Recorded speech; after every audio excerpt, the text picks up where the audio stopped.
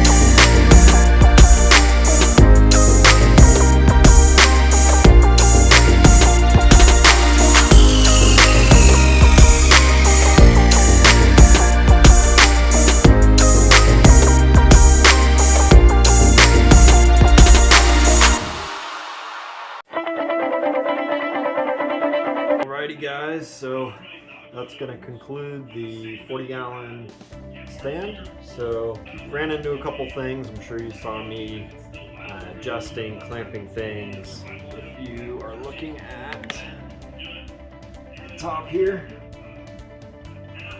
there is a little bit of a gap. I'm not too worried about it. Each of these 2x4s can handle about 800 pounds, and I've got 3 per corner. So as it settles, it'll probably level out a little bit more. This is my first tank stand I've built myself, so I've learned a lot. It's not 100%. We're gonna have to use a couple shims in the future. What I'd probably recommend, if you have a miter saw, or you don't mind an extra trip back to Home Depot or Lowe's or wherever you get your lumber, I would definitely wait to cut the supports, measure, because Home Depot's lumber is definitely not straight. So Probably shifted during the build. probably definitely shifted during the build. The other thing you might have noticed, down here towards the bottom, there's a little bit of a gap in that corner as well, and that's just from us forcing in the other side to get it in there to where we can screw it. It popped out a little bit. We tried everything. Obviously, you saw us trying to clamp it back together or pull it together. We even put an extra screw in there, so I feel like it's in a pretty good spot, honestly. And it's not a whole lot of weight with it being only 40 gallons. Definitely going to take note of that when we go to build 55. It's pretty sturdy. Built like a tank, probably way more safety measures than needed.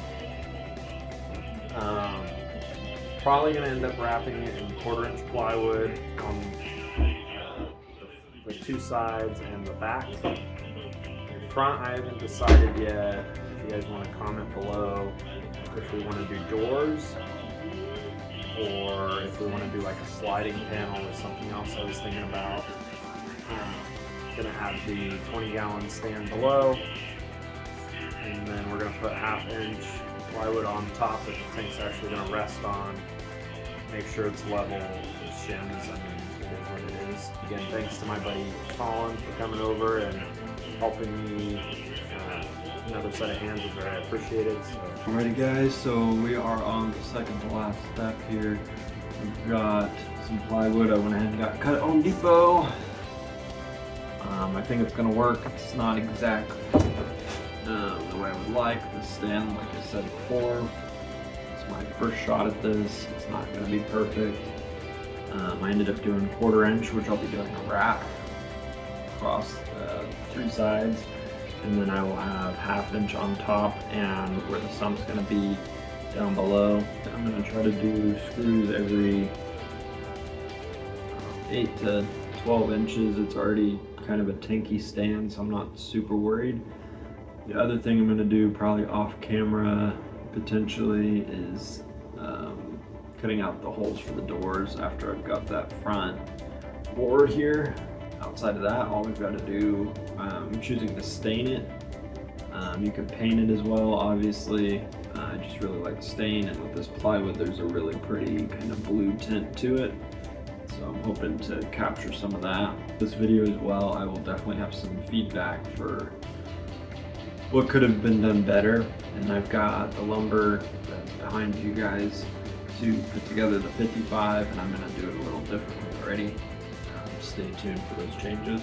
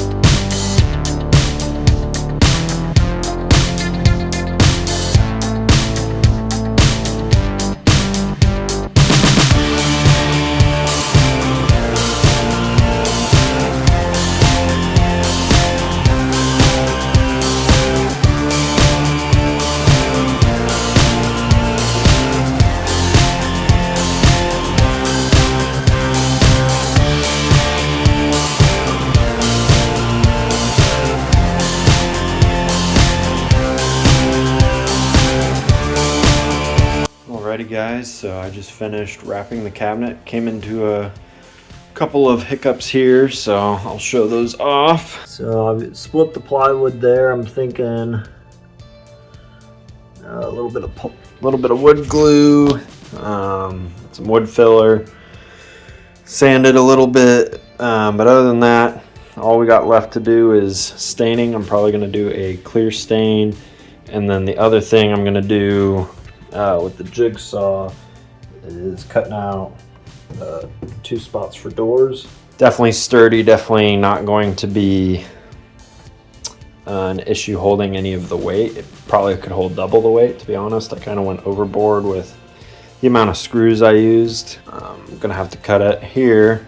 I'm gonna end up going to get the stain tomorrow, figuring out what I'm gonna do with the doors. If I'm just gonna put, I don't know, 1/2 inch plywood doors, because everywhere I've looked I can't find any doors that, 1, are gonna match, and 2, are gonna be budget, and this is a budget guide. Pretty much everything I'm doing on this channel is gonna be with the budget aquarist in mind. So alrighty guys, so I forgot to record, but kind of update where we are. We've started using the jigsaw to cut out the doors. I ended up doing about 12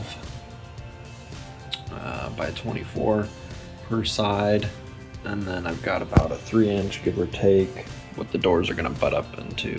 And then the doors, remember to go about 3/4 inch all the way around, larger than what your cuts end up being. That way it covers any of your uglies. Sand it at your discretion. After this, I will be staining this when I get the doors cut at Home Depot. I'm gonna end up going with a 3/8 overhang door, so it's super flush. I'm gonna have one of my buddies with the table saw, and if you don't, then it's not that big of a deal. It's just gonna have a little bit of a gap if you don't do this extra trim on the one side of the door, and I will show that later in the video.